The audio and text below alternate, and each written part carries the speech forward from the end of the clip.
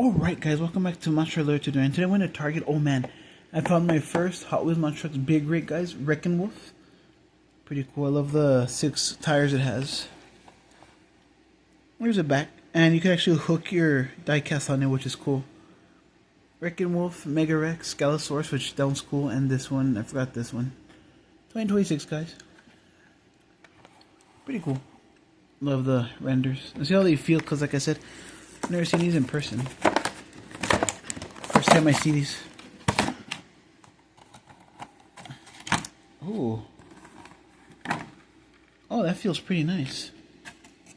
There's guys, a big rig. The tires turn a lot, and then there it is, the slime. The front of it. That extends, that hook in the back extends to get the monster truck. There's the fur on the top. Half and half. It's like the 124 scale I bought yesterday. Wreckin' Wolf guys. Here's a actual hook in the back that locks into place. Green roll cage, green chassis, slime green tires, purple rims and bead locks. Back of it. Pretty cool. These are pretty cool little ideas actually. So I have one more truck to go guys. Peace out. Hope you enjoyed.